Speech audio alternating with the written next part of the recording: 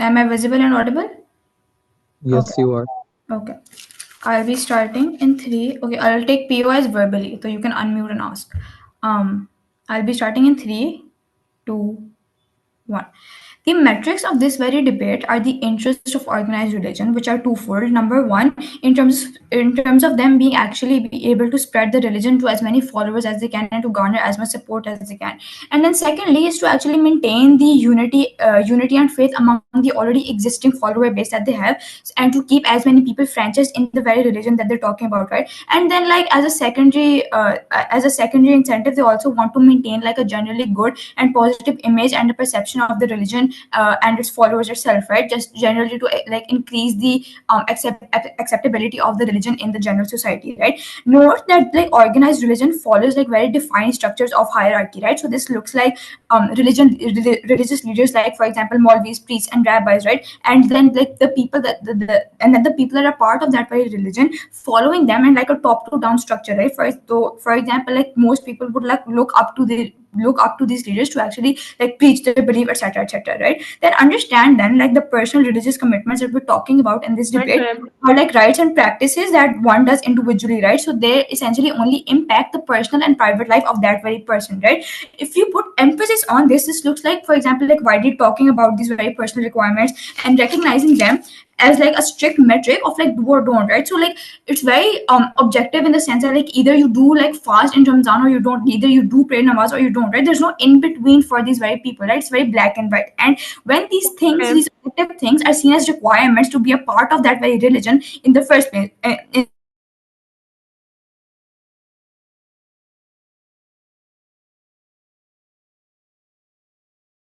if you don't practice these like very religiously, right? But essentially in their world what happens is that a person not adhering to these very practice, adhering to like very objective metrics of like the religion of the religion will completely feel like a very strong sense of like shame and like sanctions, and will be silenced in that very community, right? And you won't essentially see them as a true follower, right? The community, their own community, won't see them as a true follower. That will lead to a lot of like otherization of that very person, right? So before I move on to my counterfactual, I'll take a point.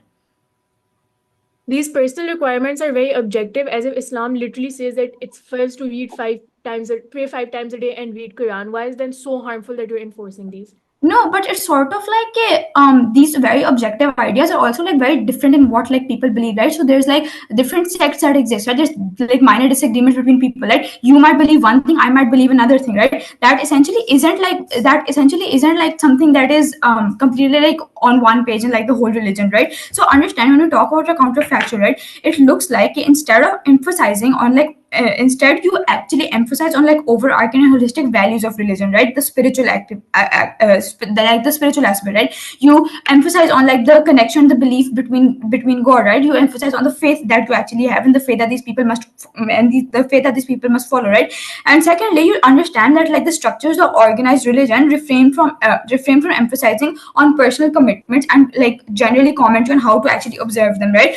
Essentially just removing the strict metric that exists and like reducing the barrier to entry, right? And understand that when you are leaving like the personal aspect of the believer between them and like the God that they actually believe in, right? But then understand that like the personal religious commitments will still exist on our side of the house insofar as the religion is the same, right? But just in a different manner. Firstly, through the choice. The choice to observe them is a choice in which the person only feels a pressure by the God that they believe in and not by society or any external factors, right? But secondly, the choice of when and where to seek out the information, and like that is left to the person entirely, right? And with that, we come to LOA 1. Understand that we have stronger beliefs on our side of the house, right? Understand op models is simply that when you emphasize on personal commitments, they create a high barrier to entry for both the people wanting to join that very religion, and then like the people that are already part of that religion religion and the fold of that very community, For sure. like there will be more pressure in the form of like maintaining them. I won't be taking more POIs, right? So this looks like basically someone wanting to join Islam or convert to Islam, right? They will and instead when they want to pursue this, they'll see like a checklist of things that they must do to actually like gain acceptance into that very religion in the first place, right? That will make them more disincentivized and more demotivated, right? As if you see like a checklist to even get accepted in a community in the first place, you won't be like very compliant to like actually join it, right? Because it will sort of be seen as a chore, and you won't actually believe in the true essence of the religion itself, right? Note that these commitments are usually like habits that are built up over time, and like understand that these are like habits that you develop. Like, so for example, like praying five times a day does not come very naturally, right? You have to put yourself through it over and over again. It's a process, right? So understand that op model literally takes away any time for these people to even get a chance to develop these habits, right? By placing in that checklist for these people, right? Understand at that point in time, the people that are already in the fold of your religion will start to feel like immense pressure to actually adhere to this all the time, right? Understand that that's not always possible, because literally everyone goes through highs and lows, right? So just because I go through a low and I'm not able to like completely adhere to my religion in like the way that this organized religion is portraying, right, that will make me feel shunned for it, and that will make me feel shameful to some extent, right? Impacts of this is that in the number one, in their world, in op model, people are more hesitant to join, right? There's less people that are in your religion, and then furthermore, you disenfranchise a large part of your own community who might sure like believe in the religion itself, and like might believe in the core value, the spiritual value of it, but will eventually stop doing the action generally that you're talking about, right? Like weakening the core of the religion itself, right? In our world, in our model, we solve this by like placing the values that we choose to like the values that we're choosing to emphasize are like more communal, right? For example, unity, for example, the brotherhood, etc., etc. These values are a lot easier to buy into and adhere to generally, right? This has a few impacts. Number one, it's generally just easier for people to buy into your religion because they're seeing like a more positive aspect of it, right? There's minor like disagreements that are occurring between people. There's more of a communal and more like a unified sense that people are actually seeing, right? It's easier for people to buy into, right? And I've already told you why people will be more like incentivized to like incentivized to join it once like the general barrier of entry is lowered, right? I've talked to you about that in my argument, right? But secondly, understand that like when people develop like personal commitments at their own pace, like according to the pressure they feel by God only and not by any external pressure, it's also more likely to be like something that they actually truly believe in, right? Instead of something that they're simply doing to be accepted, right? They're doing it because they actually believe in it. It sort of like takes time to develop those things in your head as well. You develop an understanding, and then you like actually implement those personal commitments that you're supposed to do. But thirdly, understand that like the people that are already in the religion can still engage with all the structures, right, and find support in the community even when you're like observing all these commitments, right? Just despite the like not observing, despite not always observing these commitments, right? And essentially understand that like the relatability factor for everyone will be equalized and will be the same, right? So understand that like this wholly just increases the strength and support from the already existing follower base that you have, because our values are generally something that everyone can be a part of, right? With that, I'll give you the claim for my argument number two, and then Rida will expand on it. On our side of the house, we generally have like a lesser sectarian conflict and divide, right? In their side of the house, there's a lot of like nitty-gritty aspects in that are like more emphasized, right? That creates like a lot more differences in opinion, right? That will cause people to plummet into conflicts on like little small niche things, right? This opens the door for a lot of discrimination on these very personal things, right? In terms of like how many fasts you keep, how you dress up, what kind of clothes you wear, like that does disenfranchise people, that does cause problems, that does cause discrimination and disunity among that like religion generally, right? So because we mechanized to you are counterfactual, because we've told you how op has exclusive harms, give this debate to side proposition.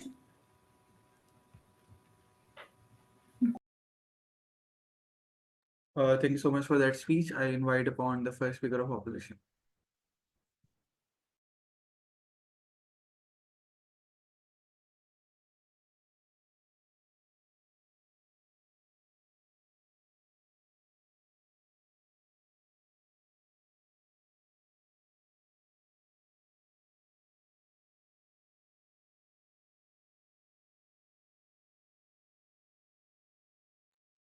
I'll be taking POIs in the chat. Oh, you guys can hear me, right? I'm audible. Okay. Starting in 3, 2, 1 second, and 1. side proposition like fails to paint out, like the importance of these personal commitments to these religions in the first place. But they also fail to like necessarily look at this from the point of view of organized religions in the first place. We think like there this whole idea that you're going to be able to get more spirituality on your side, which is like basically their counterfactual, is very flawed, because organized religions don't just want people who are in between or like are open to following different like spiritual ideas. Because the fact that so many Abrahamic religions exist, or you've got different types of monotheism or even polytheism, means that it's very, very important for organized religion to have some sort of distinct practices, right? Because these are things that are tangible, these are public declarations of your faith, and also they inherently conflict with each other. So you cannot claim to be a Hindu and a Muslim at the same time if there's an emphasis on personal commitments, because you can't because there will be a lot of practices in worship or your like dietary habits that would inherently conflict. You can't worship a cow but then sacrifice one for Eid al-Adha. Organized religions because it gives them more committed followers that are more inclined to follow their cause or follow like any call upon action like that these leaders call for in the first place. But then what do we think these what are the interests of these organized religions in the first place? We don't necessarily agree that they want more followers at the expense of more committed and more just better followers in general, because having more followers, if it means disunity for these organized religions, that's a bad thing, because they then lose their like influence in the status quo. We think first they want to ensure that the followers they do have are very, very committed, and I'll prove to you why that comes through our case. But then secondly, we think it's very important for them to preserve a core identity based on certain core principles, and like the reasons for that I already told you about before as well. But then they have this whole idea that on their like on our side these sects will form a lot of there'll be a lot of sectarian violence and separation, because people will constantly be pushing their own personal beliefs onto each other. We think that's again a very flawed understanding of what these personal commitments look like, because these personal commitments are simply objective things like fasting or praying. The very fact that if Islam says that the only thing that distinguishes you from a non-believer is whether you pray or not, we think then these are things that are very important to the doctrines or to like the religious texts or like just like the beliefs of these religions in the first place, which means these are things that actively like decide whether you're part of this religion or not. We think then it's important to enforce these. But also, what is likely to hold all of these sects and different beliefs together if you're enforcing a uniform set of principles or practices that everybody should be following? I think that is something that if at the end of the day Shias or Sunnis or a person from any other sect is still like praying 5 times a day or still being encouraged to fast, then they're likely to have some sort of unity on our side. Then moving on to our positive case, we have 3 major arguments for you today. First of all, how this helps you preserve like a singular identity amongst your followers. Secondly, how it just creates like better or stronger communities and support systems. And then Hiba's argument about how it upholds the authority of religious leaders. Then like moving on to the first argument, what do we define the strict emphasis as? And also like notice this isn't something that proposition does really well. They assume that it's going to involve a lot of violence or enforcement or extremism on their side, and you're just going to exclude people. We don't think that's true. We think what's likely to happen is you start categorizing people based off how good of a follower they are. So if somebody like wears the hijab or you like pray 5 times a day, they're likely to have a higher standing within their own community, and they're likely to be portrayed as role models, right? But then these are also things that are simply achievable, because like it's not that big of a burden for you to have like these certain like checklists to follow. And this also like caters to their point about new converts being like hindered from like caring about the religion, because I think at the point when religion feels very intangible, it's important to have very real concrete things that you can do to feel part of that community. I'll also talk about that in my second argument, but like these converts, when they have like an actual checklist to follow, they're more likely to feel involved in the religion in the first place and feel like their identity is validated, right? But then the strict emphasis also like literally looks like you imposing certain public policies, for example, closing food places or restaurants in Ramzan before iftari time, because you understand that like in the general public it's not like socially acceptable to eat. Why do we think these personal commitments are then linked to these religious values? We firstly think these religions portray themselves as lifestyles that you can adopt, right? Organized religion like markets itself like that as a way of life or a set of principles to follow, which is why these personal commitments become even more important. But then there's certain things that are like objectively considered good or bad within their doctrines or their books. And then thirdly, we think like there's a need to, like, and I also like mentioned this in my refutations as well, there's a need to do certain tangible things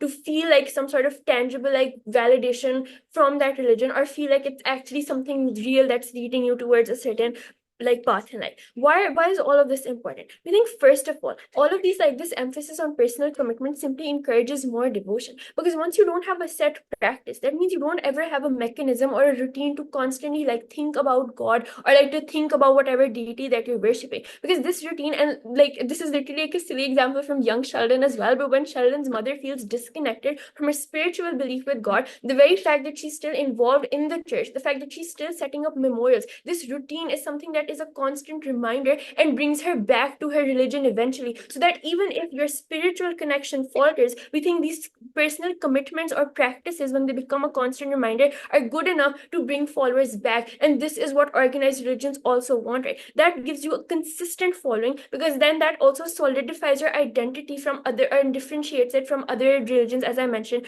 before, which means you're able to call upon these followers for united causes. So for example, painting out a need for jihad for Muslims, this is something that religious leaders can do on our side when they have like these devoted followers, but they're also like pushed into action, and also like understand the religion better when they're constantly practicing it, when they're constantly like in a routine. That means they're likely to think or reflect about what they're doing. Before I move on to the second argument, then, is there any point? Do you think if I'm a Muslim but I'm unable to dress according to the conventions of Islam, I automatically lose the identity of being a Muslim then? This isn't from your perspective as a follower, because as an organized, like from the perspective of organized religion, I would want all like they would want their followers to have some sort of uniformity that is a public declaration of their faith, so that they can have stronger communities as well, right? So that leads my second argument about what we think these communities are likely to look like. This means you actively like encourage reading like namaz and jamaats, for example, on Fridays or in like, any public places. It looks like you like encouraging people to attend Sunday church. We think all of these factors that these organized religions focus on then lead to more relatability within communities, because when everybody's engaging in certain activities, they're able to find support systems or certain connections within them. Again, like the example of Sheldon's mother, but this literally also looks like you have finding communities by default. So if there's a focus on the dietary restrictions of Muslims, that means Muslims all around the world are only going to resort to halal eating places. So when you go abroad, you're likely to find these halal restaurants anywhere. When you step in, you just see a community of Muslims sitting there already. We think these are things that reinforce this idea that these all of us are united, or that we're a certain community. This reinforces that bond that that organized religion depends on. But then there's also more room for cross accountability, because you're able to look up to each other and to feel like or like to influence each other to follow certain like personal commitments as well, which also means you're likely to get more followers on our side, because when parents tell you to start praying from the age of 7, or when they take you to Sunday church with them, you're simply able to like carry on these religious ideologies to kids or children in our world, right? We get more followers then on our side, because parents are able to pass down certain commitments, which can lead to that religion having more followers. But then they're also able to simply, when they maintain this cohesive identity, defend their values against an ever-changing world. They're able to hold on to it without any sort of external pressure, because we argue this from the point of view of organized religions and tell you why their interests are met. Give this to team opposition.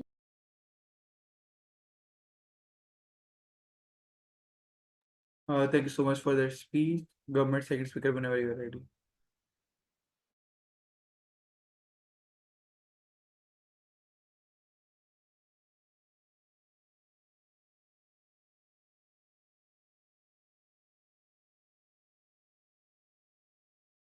I'm just taking like 10 seconds to set up.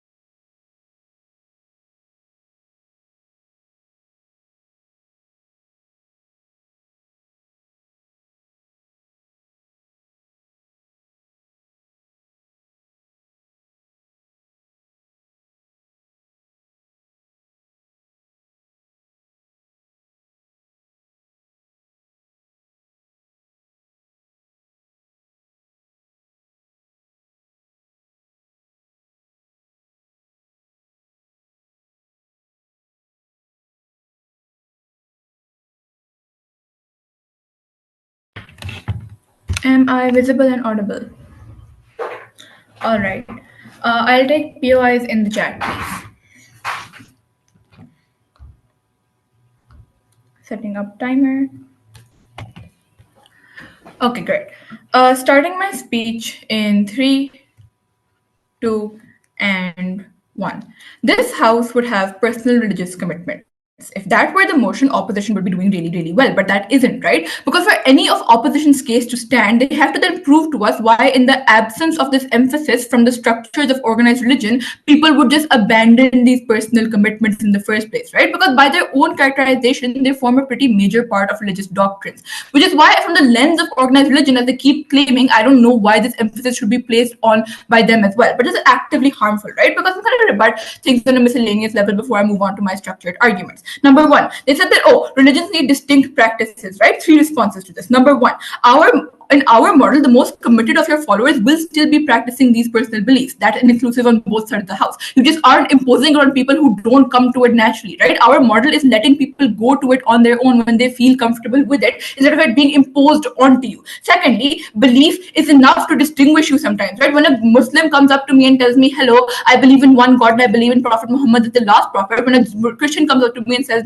me that, oh, I accept Jesus Christ as my savior, right? That is what distinguishes you a lot more from other religions as well. I don't understand why you need visible markers of this truth. They'd never paint out that exclusivity. But lastly, you otherize people on your side of the house a lot more. For example, Aisha's POI about Muslim women who don't, for example, observe the hijab will feel a lot more othered by their side of the house. And this is really, really important, right? Because they keep their only defense is, oh, it's the lens of the organized religion, so that's why it doesn't matter. But the problem is, organized religion and all of its interests, the lens of it is defined by the satisfaction of its followers. Otherwise, you garner a lot more criticism, you garner a lot more opposition to yourself.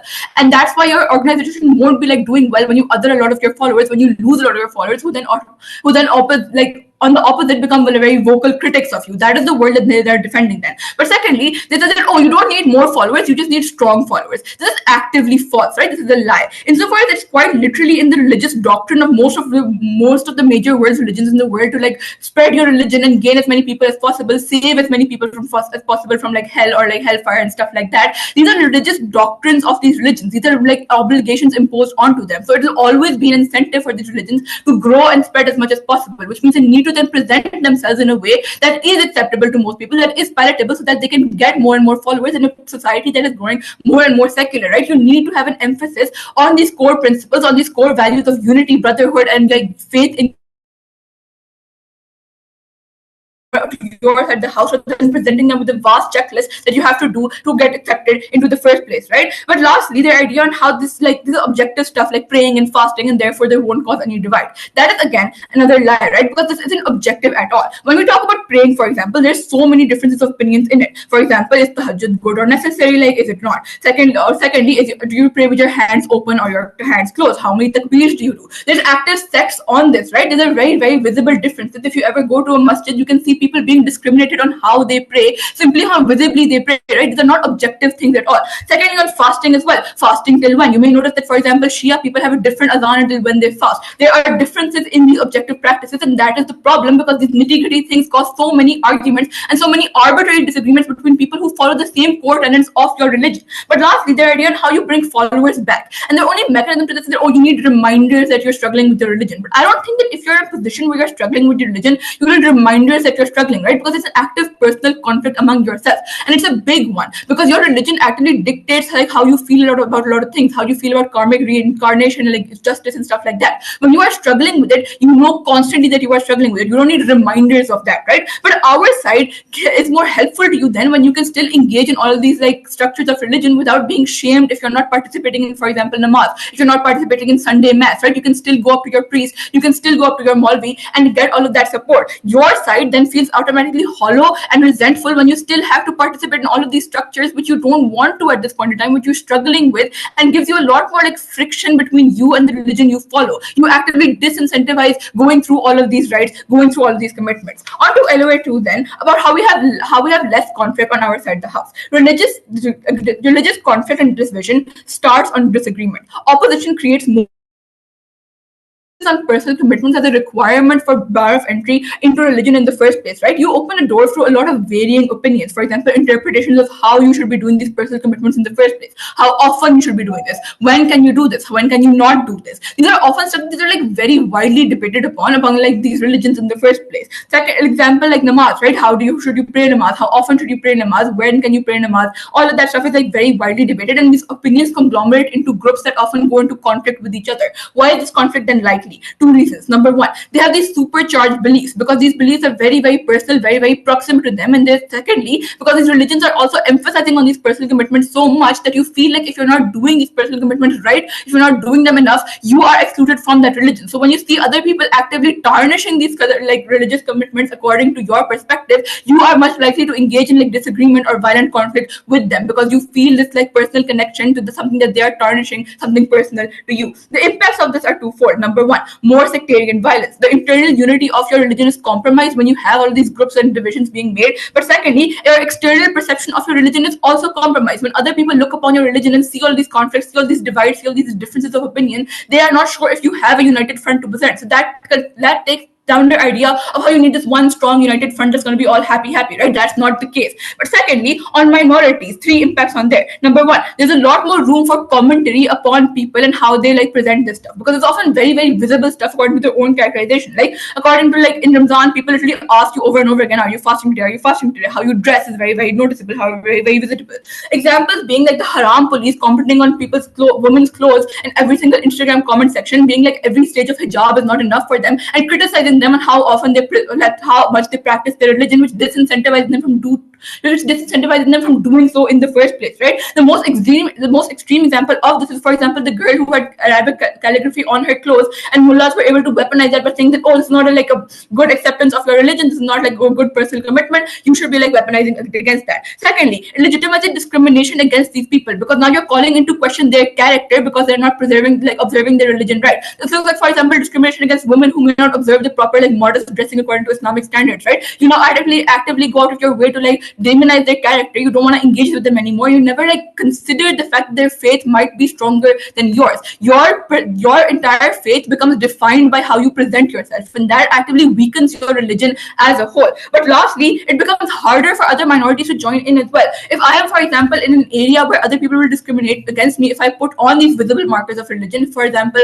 my Christian family will discriminate me if I start wearing a hijab, I will be hesitant to do so in the first place. I'm not going to join your religion in the first place, right? On our side, these stresses, the structures don't stress on this in the first place. When the metric to enter a religion is how much you believe, it's how much how much you have faith, it's communal support, it becomes a lot easier. But on last argument, then how you maintain religious purity. On opposition side, it's very, very counterproductive, right? Because these rights become like very, very meaningless. This looks like, for example, teaching children namaz and the children parroting it all their lives without knowing what it means. People fasting throughout Ramzan without remembrance, like people sleeping throughout Ramzan without proper remembrance of what they're doing. You don't get strong committed followers on your side, you get parrots because now the focus is that if you do these like objective personal commitments, you are a good person, you are a good religious person without actually understanding the spiritual meaning behind it. When that is the bar to entry on our side of the house, people go towards these personal commitments naturally and observe them naturally. So all of your benefits are still available to us. It's just in a like later stage when people do them a lot more meaningfully, a lot more willingly. For all of these reasons, give this debate to side proposition.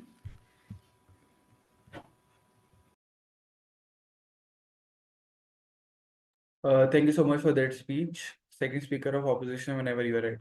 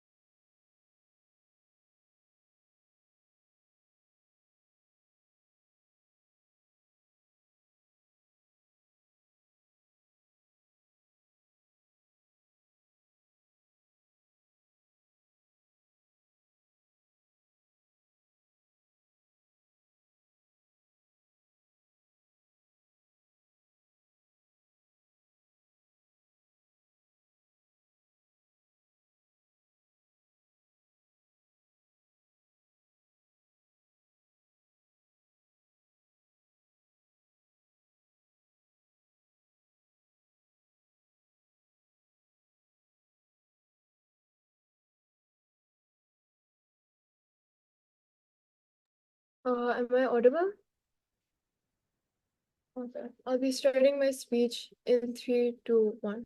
What is this debate about? This debate is about where religious or organized religion just generally gets more, and the metrics they set up, and we also agree with, more followers, more devout followers, and just generally has a better image overall. This is about where the interests of these organized religions are better catered to, rather than just allowing people to do what they want on their side of the case.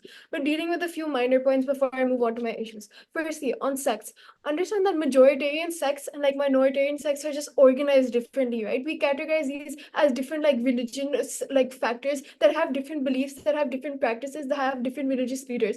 So their entire characterization of what an organized religion is, i.e. them having their own hierarchies, their own structures, applies to these different sects, which is why we also categorize them as different sects who follow different practices and beliefs. These emphasis on personal commitments applies within these sects, not rather than like joining all of these sects together. We don't understand how they can like debate these sects are like different. For instance, like Sunnis or just Shias having their own beliefs, or Protestants and Catholics having different religious leaders within themselves. But secondly, understand that they had this weird argument on how people have different like interpretations. Understand what emphasizing these personal commitments means, right? Emphasizing these personal commitments means that you're also going to emphasize on the exact methods that you want people to follow, i.e. core foundational beliefs of your religion that are very prevalent and very visible to people, i.e. reading Namaz 5 times a day, which is written in the Quran. There are certain major like probably major methods that exist out there for people to follow these things, right? These are things that are just generally much more well known, right? We don't necessarily see how people would then form their own different interpretations of these things when you're emphasizing on the aspect of personal commitments. On their side of the case, people if they consider the fact that committed followers will still exist on their side. On their side, the difference is when these committed followers exist, peer pressure to do these personal commitments will also still exist on their side, except the difference is that there's no like uniform body telling these people to commit these personal commitments in a certain way. On their side, these people will also to some extent be practicing these things, but on the enforcement of these extremist followers, etc., not on the enforcement of proper religious leaders that exist on their side of the case. And just dealing with this random example about like the Arabic written on that woman's like burqa or her clothes, understand that was offense, seen as an offense against religion, not like as a lack of personal commitment. We don't understand how they can use that example. Two issues in this debate: firstly on the subjectivity or objectivity of religion, and secondly on communities. Firstly then on the subjectivity or objectivity of religion, I'll be debating this on two main metrics that are in the interest of like organized religions. Firstly on the devoutness of their followers, and secondly on new followers and just like the barrier to entry, right? But firstly on the devoutness of followers, understand that we've been telling you since first that these things are a fundamental part of your religion, i.e. you can't choose which aspects of a religion to follow. Maybe you can choose which religion to follow, yes, but the subjectivity doesn't come in when you're choosing which aspects of this religion to follow. We're talking about personal commitments that aren't just random things within these religions. These personal commitments are emphasis on foundational beliefs within these religions that are written in within the doctrines, or just generally like historically prevalent, very historically prevalent beliefs of these religions. Things like subjectively breaking fast, etc., those things won't be as visible to people, since you're actively now telling people that you did keep a fast or you did read namaz during those days because you try to do those things, right? But we feel like on their side of the case, people are more likely to deviate or move far away from religion. Secondly, people just generally won't care about religion, right? Understand that the context of the world where we're living in, people are actively moving away from religion. Generally, like the youth as well, is just generally very disillusioned with religion as a whole, i.e. they don't practice it as much. In this specific instance, we feel like giving them a tangible form to be able to practice their religion, the tangible form to enforce discipline on them. We disagree with the fact that subjectivity is important. We feel like when you imply objectivity or you give them certain mechanisms through which they can practice this thing, it not only simplifies this religion for them to practice, but also increase their curiosity, i.e. it's in like compulsory for me to do a certain thing. Why is it compulsory for me to do that thing? I'm more likely to look into it, more likely to do just generally more research on it. On the other side of the case, people are more likely to deviate when you leave it up to their own own abilities, right? I.e. if someone's just generally starts to feel away or distant from God since they don't have a regular routine or discipline within their religion, they're more likely to deviate from from the religion and just go down the spiral of becoming non-religious, which isn't in the interest of these organized leaders. On their side of the case, you get less practice reinforcement. On our side of the case, you get more uniformity, and you maintain this core identity of religion by enforcing it on these people, right? And understand this is what is in the interest of these religious leaders as well. These religious leaders want these followers to wear the hijab or follow these things regardless of what these people want, regardless of what these people may think might think is acceptable for them, right? Because if they're choosing to follow that religion, that means they're choosing to follow the aspects or the foundational beliefs of that religion. And insofar they are doing that, it's important to maintain that belief as well and maintain that religious identity. That is important for these religious leaders because that makes their religion also more prevalent and stronger. When you have more devout followers who actually follow your foundational beliefs and aren't constantly deviating from those beliefs, you're more likely to have a stronger religion overall. Since you have a better core identity, you have stronger believers. But secondly, on this idea of barrier of entry, understand that we think it's a very simple comparative here, right? When you make a religion so complex, i.e., when you try and join some unorganized religion, you have multiple people following very multiple different practices. You don't have any centralized authority. You don't have a rule book on how to play or things that you can do to enter that religion. Versus on our side of the case, where it's very simplified for you, where you have people telling you here are certain personal commitments that you can do to enter this religion or to start your journey to enter this religion. But secondly, we feel like it's also a simple comparative of something that's very close and something that's very far away. We think it's classic human nature to also like be more inclined towards something or feel closer towards something when you're practicing things on a personal level. I.e., when a new follower begins to do very personal, intimate things such as read namaz or do these practices, etc., they're more likely to feel closer and connected to this religion rather than having the option not to do or enforce these practices in the first place, right? We feel like making sure that these new followers are doing these things just integrates them much more into the religion, right? But we feel like you can't have new followers at the expense of compromising on these core beliefs, right? That is why these religious leaders, etc., that is why these religious leaders, etc., are fine with like disregarding the MED community because it's so important to these religious leaders or the organized religion that they maintain their core beliefs and they disregard anyone who like goes against it, right? But this whole idea on otherization, right? We feel like on their side of the case, you're more likely to be otherized insofar as you have committed followers existing within your sphere and you have like new believers who aren't as religious. These people have a hierarchy or just a superiority complex, or there's a power imbalance. All these committed followers on these new followers, i.e., they can enforce their own ideas and their own beliefs of religion onto these people, etc., or these people who are more likely to be extremists. On our side of the case, you have like uniform role models, etc. But this idea about communities, understand we told you that relatability is also much more on our side of the case when you're able to see people within your community who are actively implementing these things. I.e., new followers are also more likely to be prevalent when you see an active community of Muslims constantly going out like for Ramzan or practicing fasting, doing things like iftari, etc. together, right? Feeling on our side of the case, when you have these lifestyles that are prevalent, which is something I never engaged with, by the way, you're more likely to have new followers join these communities as well, simply because these communities seem so close-knit and put together. But on to my own argument about religious leaders, understand on their side of the case, we think religious leaders just get much more diluted or their legitimacy is compromised on when they're no longer forcing the foundational beliefs of these religions. I.e., if the church starts talking about how you being able to do whatever you want or not following the Bible, they're more likely to lose their legitimacy because people won't believe in them. We think that people are less likely to follow their religion or be devout. On our side of the case, we have stronger religion, more followers, and we just genuinely cater to the interests of these organized religion. For all those reasons, give this to side opposition. Thank you so much for that speech. Whenever you're ready. Can I just get 30 seconds?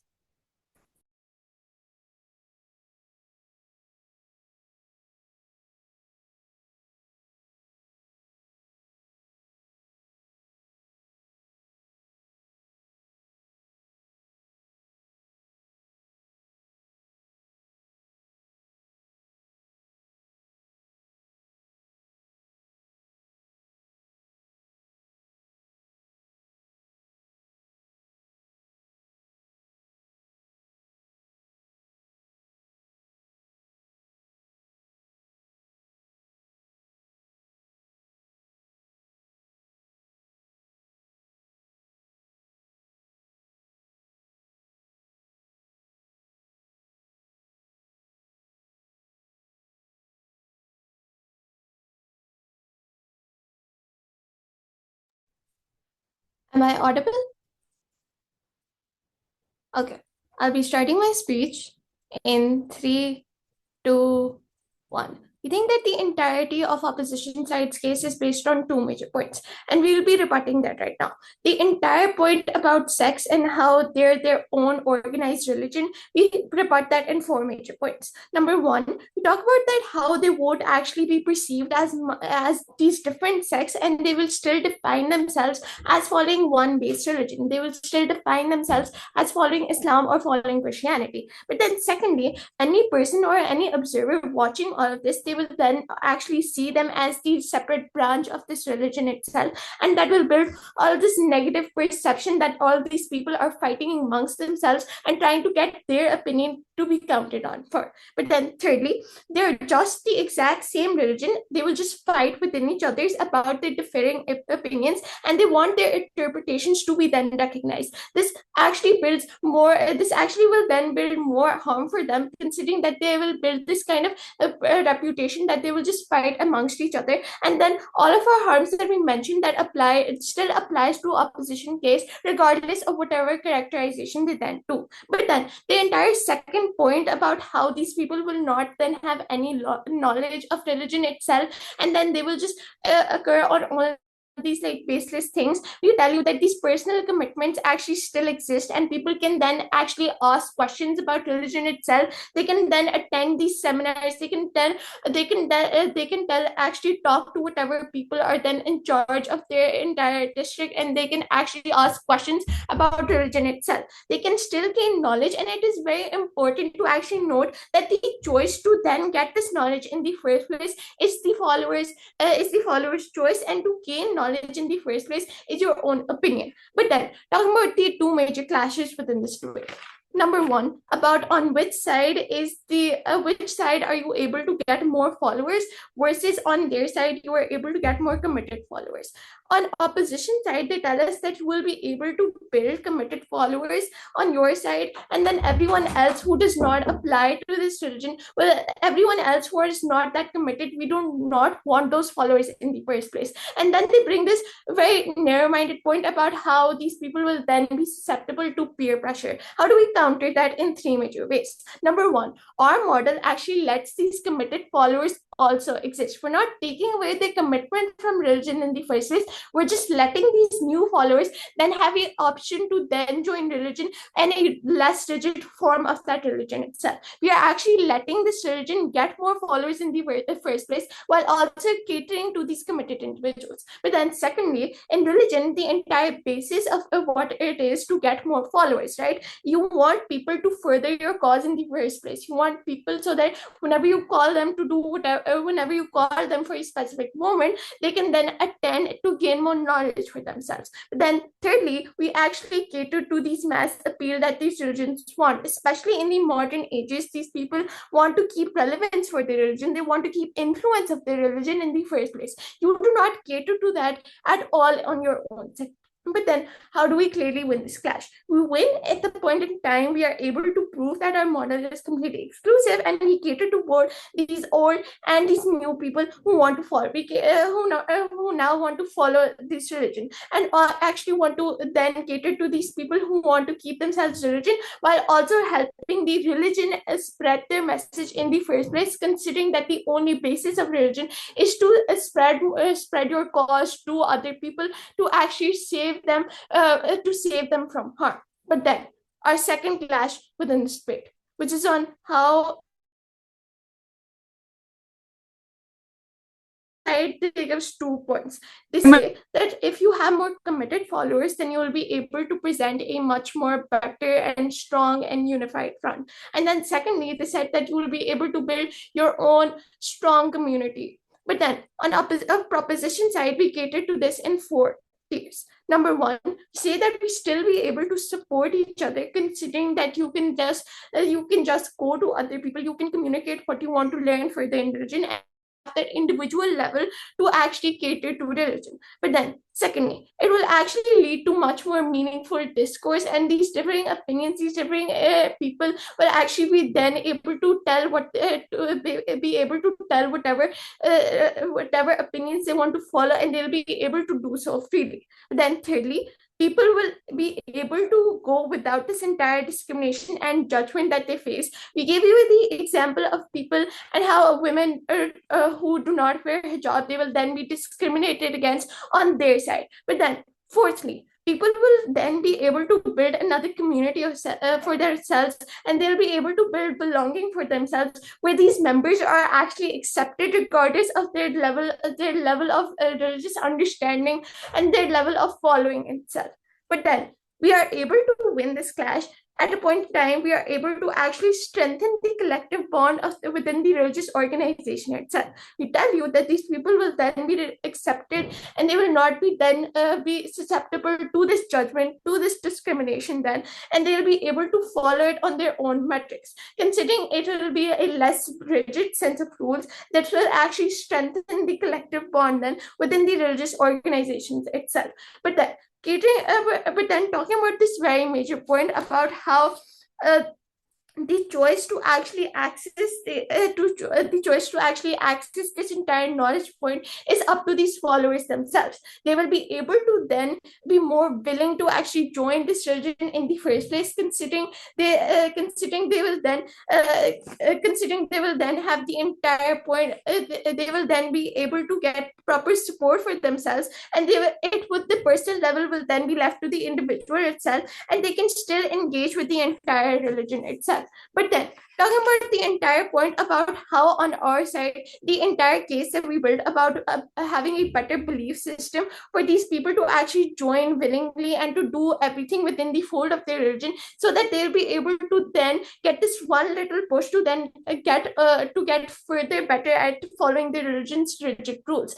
If once you are able to get some sort of leniency in the start of your religion, for example, if you're a new convert and I am then able to get some sort of leniency to not follow these rules as strictly, then once I have more experience, once I have more knowledge, I'll be able to follow that same religion with a much better sense of rigidness. But it will all be done willingly, and it will all be done on a personal level. But then our entire point about the spiritual aspect and how on our side you will be able to build more belief, and how you will be able to build a much better connection and a much better connection with the religion itself. You'll be able to then you will be then able to gain knowledge at your own standpoint. You will be then able to get knowledge, and then you'll be able to be you will then be able to get a better faith and better connection with the religion itself, since this will build a trust within the religion itself. Considering all of these points, considering that we proved to you that we've been on the point that religion want followers and they will actually have these committed followers themselves, we win on the point that we prove that unity will still exist on our side, and how it does not happen on their side, considering that you will be losing out on all of these people. We win on the point that we tell you that all of these sects are actually then be able to get your own knowledge, and you'll be able to follow religion on your own point. For all those reasons, we clearly take this debate. Thank you.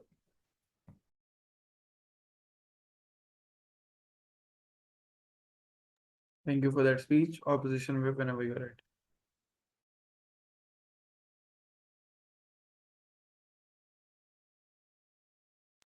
Am I audible and visible?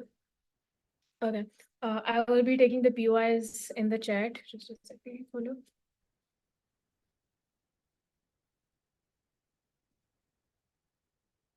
Yes. So I will be starting my speech in 3, 2, 1. Young Sheldon once said, I don't believe in God, but I believe in my mom because she believes in God. And because she's so close to religion, young Sheldon still goes to Sunday church, still has that kind of religious affiliation just because of his mom. This debate is then about two things, right? This debate is on which side are we able to have that more meaningful devotion, more meaningful and more purity in religion, in which the values, the true values, objective values of religion are upheld. And then also secondly, about in which world do we get more followers, which is their end point, right? Which is their main end point. So as long as we prove that within our case, then we also kind of co-opt their benefits into our world, right? There are two issues within this debate. Firstly, about personal devotion, and secondly, this idea about community, right? This first idea about personal devotion, right? Over here, their entire argument was about how you have the choice to abide how you want to follow religion, and there are different ways to follow your religion, and that these checklists creates this kind of immense pressure and give immense pressure which is leading to people not following their religion, right? Two responses. Firstly, your choice is not what obligations to follow within your religion. Your choice is what religion to choose, right? I will look at what kind of religion offers what kind of practices and what kind of meaningful. That is when I'll decide, hey, do I want to be a Muslim, do I want to be a Christian or Hindu, right? That is where your choice then actively stop, because once you've made that commitment to religion, over then you have like, oh, you have to pray 5 times a day, because that is what establishes your connection with God, right? But secondly, this checklist, understand, this checklist is extremely important to maintain that kind of routine and maintain that kind of discipline, right? The entire idea of religion is to maintain that kind of discipline and maintain that kind of consistency, so that your connection with God is extremely important, right? This connection with God is literally the premise of a religion, and we feel like as long as we're fulfilling that is when we're fulfilling this meaningful devotion and upholding this idea, right? Then this is also in the interest of these organized religions and leaders, because you're doing this consistent practice, right? You're not in and out of your religion, you're constantly showing up for prayer, you're constantly fasting, right? And secondly, understand, over here there are a lot of people within this world that exist that don't necessarily grow up in religious environments. That is, they're not forced to follow their religion, but are religion by name, and are actively at times when they're faced with tough circumstances, they're likely to move towards religion, because that is what that religion holds, right? That is to say that someone might not pray 5 times a day, but before the result of their debate match, they'll actively go read surahs, right? Or let's say that in Ramzan, they'll actively pray namaz, but then they'll forget namaz. That to say they're inclined towards religion, but there never has been that kind of checklist or routine to actively push them towards that kind of religion, right? This routine and checklist is actually promoting that kind of discipline, right? Then that discipline also links to that kind of identity that you have. When you have that kind of identity, you also have that kind of community sense, which I'll be dealing in my second issue, right? But then I had this idea about how you're making them become parrots because you're not doing that kind of meaningful, right? Understand, when someone pushes you so much, or when someone constantly enforces that idea that these are compulsory things, you get the feeling that there must be some reason behind it, right? Because no one pushes ideologies without a reason. Once you have that idea in your mind that there's a reason why people are telling me to establish that connection with God, you're likely to go into interpretations of Quran, you're likely to see what the Bible is about, right? This policy also then looks like having Quran classes in class, which not just only teach surahs, which focus on interpretation, something that which started in something that also started in Pakistan, right? This simple idea of curiosity to follow, that if someone is saying something or pushing you to do something, there must be a reason, right? That is why you do not become parrots, right? But even if on our worst case you become parrots, right, you still establish that connection with God. That connection with God pushes you to ask for God for happiness, or ask for God for help out of tough circumstances, right? So even in our worst case where you become parrots, we see that as fine, right? But then they're like, okay, you know what, you also have criticism if you do not follow that properly, right? Understand that criticism is opposed with role models, right? Because when you impose this ideology, or when you impose this philosophy, then there are role models that you look up to. Hey, you know what, this is one person who is following these ideas perfectly, and who is a perfect representation of what a good Muslim or what a good Christian looks like, right? Over there, then you incline to be like that, because the whole idea of religion is that if you follow religion closely, you will find that happiness. So if they see a person following religion closely and is satisfied with their life, they'll also want to achieve that kind of satisfaction within their life, right? That is why they're likely to look up to that role model. And even if we say that criticism still exists, we feel like that criticism is fine. If you're wearing clothes which are not in appropriation with your religion, we feel it's fine for these religious leaders to criticize you, because that is what their incentive is. Their incentive is to push you towards God, not to just let you stray away from God. This debate is about the interest of these organized religions, and we feel like that criticism on our worst case falls in that interest, right? But then their idea about how there are different ways to practice religion, and over there they had this idea about tahajjud and stuff, right? Over here we told you, and we also asked in a PUI that there's also majority objective ways, like the fact that you have to pray 5 times a day, the fact that you have to pay zakat, the fact that you have to fast, or objective ways that are not good or bad, right? Stuff like tahajjud is different, right?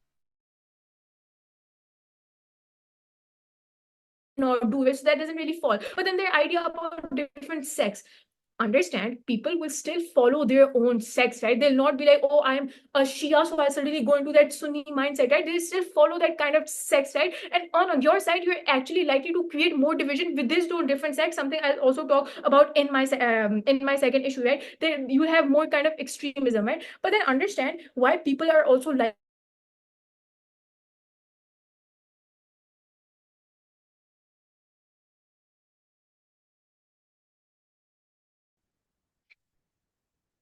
that religion is very, very important, which is why you're likely to accept that, right? That is why some people also say that to explain ideologies to people, you have to incorporate religion in them, right? That is why we feel that they're likely to kind of accept that, right? But why do we then win this issue? We simply win this issue because we prove to you that more meaningful devotion comes on side, because you're pushing these people to have that kind of routine and discipline, right? Moving on to then the second issue, this idea about community, right? And over here I'll also tackle extremism. Over there, they're like, you're likely to increase extremism. In our world, we're likely to lessen extremism. Why is that? In their world, when you have multiple interpretations, when you have each people in a Sunni sect, for instance, saying that, well, no, this is how you pray, this is how you pray, they're likely to tackle more violence. Why is that too? Because understand, because religion is something very close to people. People are literally ready to kill and people are ready to die for religion, right? That is why they're likely to be harsher on our side, because you let people have that control in their own way. There's no one or two leaders telling you, no, these are the objective measures, right? That is why you're likely to increase that kind of extremism, and the support is likely to decrease because that religion extremism is pushing you away from God, right? Then this sect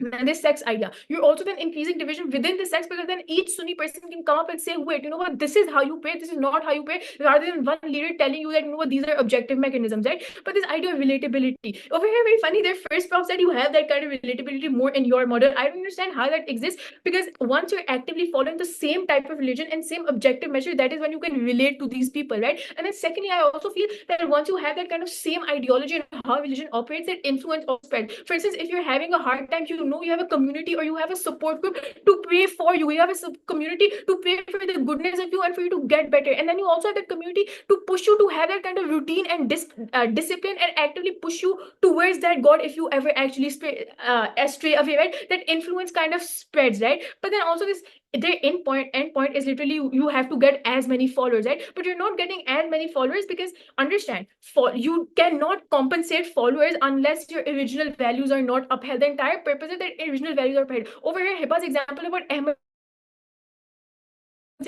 is because they feel that the original values are not incorporated. We feel original values cannot be compensated for follower, but we are also increasing that followers in our world, right? Because we've proved to you that we're fulfilling the endpoints of the debate, more followers and more meaningful devotion. We feel like team opposition takes this debate.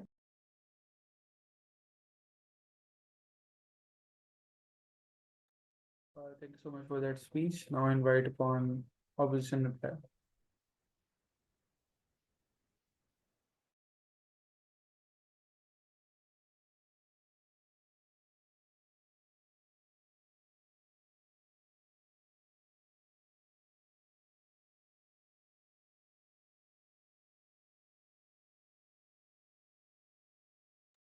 Am I audible?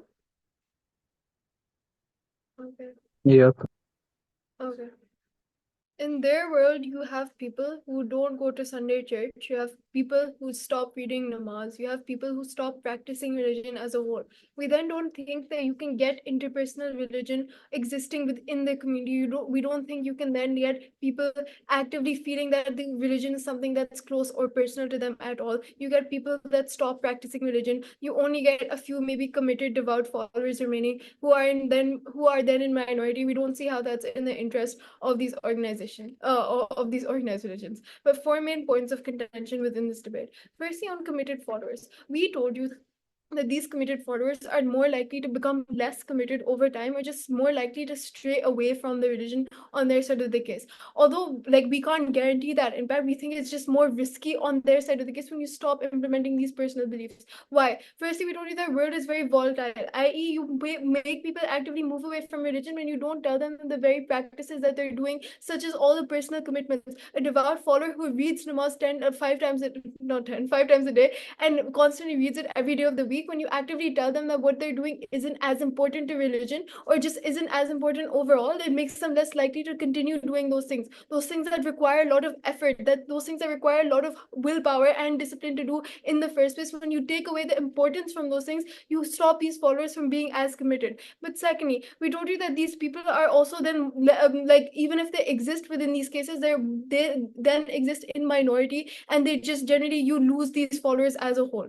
But secondly, on new followers, followers. You're never going to be able to get these new followers, because even if you provide leniency, which was their like third speaker's term, you provide leniency to these new followers to join your religion, they never prove to us why this leniency will then turn into commitment. Because we told you that commitment is on the basis of actively doing things constantly and taking action within religion. We don't see how when you take these people into religion on the facade of saying, hey, like you don't really have to practice these like personal beliefs, etc. We don't see how they'll then be able to practice these beliefs or feel close to this religion at all, when those beliefs are what form the foundational principle of these religions in the first place.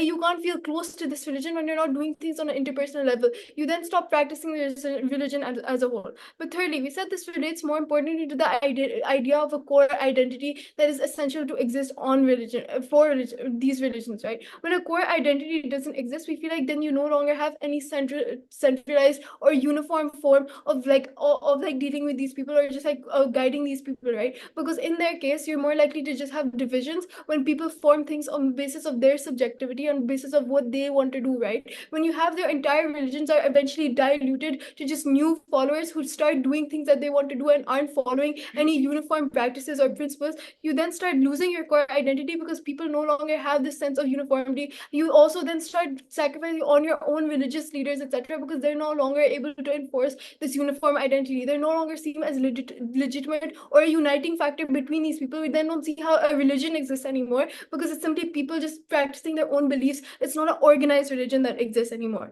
But fourthly, we don't even, and this was an idea that I never really engaged with, right, about how community within these religions is important, and emphasizing or practicing these personal commitments is something that reinforces the idea of community within religion, the idea of support, the fact that when I'm doing a certain practice, my community will come around me and do that practice with me, or the fact that we can do something together, and we can, I say for instance, like Muslims going abroad and just establishing like halal restaurants, etc., because that's a practice that they do, and that's something that keeps them safe, or like acts as a safety net in times when they're isolated within a majority of another religion, right? We feel like the fact that these people have these communities to fall back on is something that's important for them. On their side of the case, you don't have these communities to fall back on. You have no sense of unity within these people. You no longer have a core identity for your religion. For all those reasons, give this to side opposition.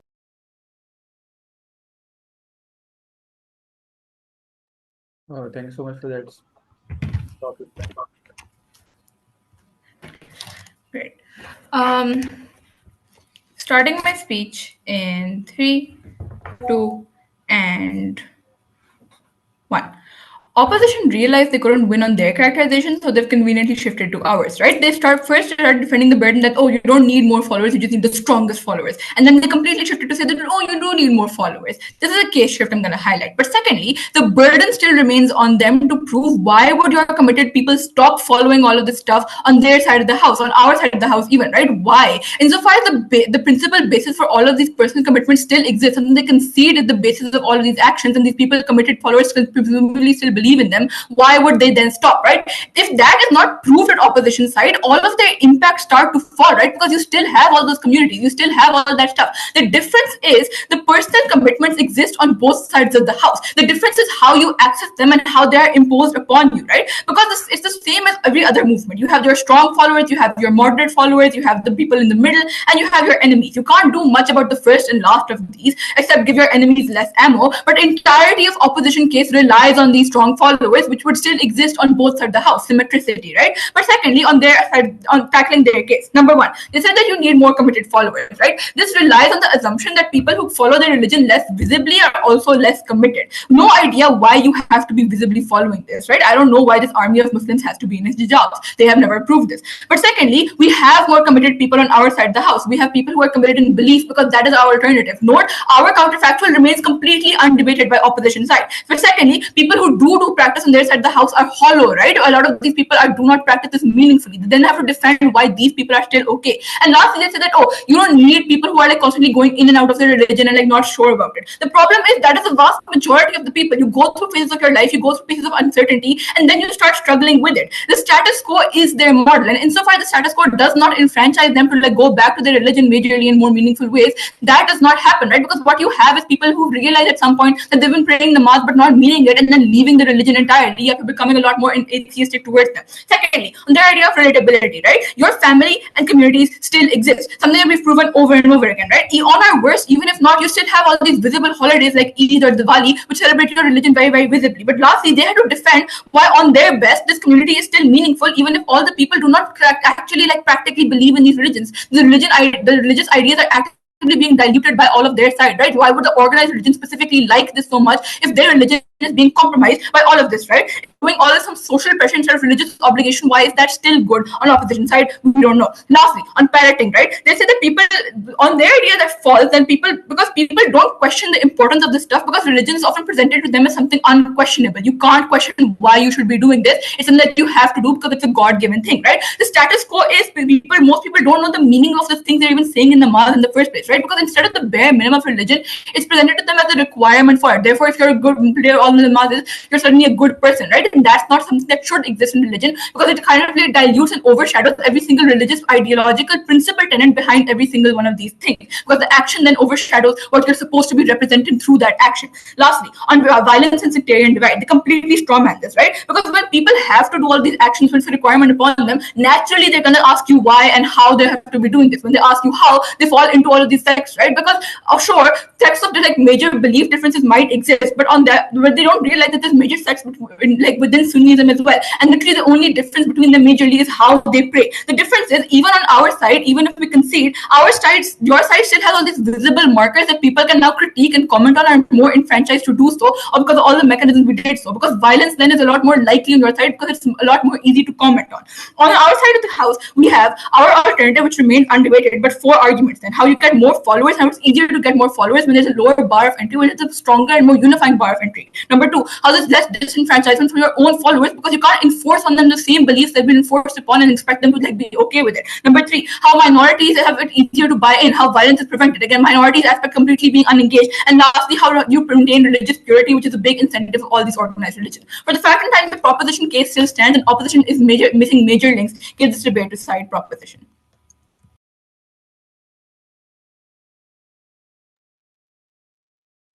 Thank you so much for this wonderful debate, guys. You guys can return to the main hall. The decision will be announced there. Thank you so much for a wonderful round.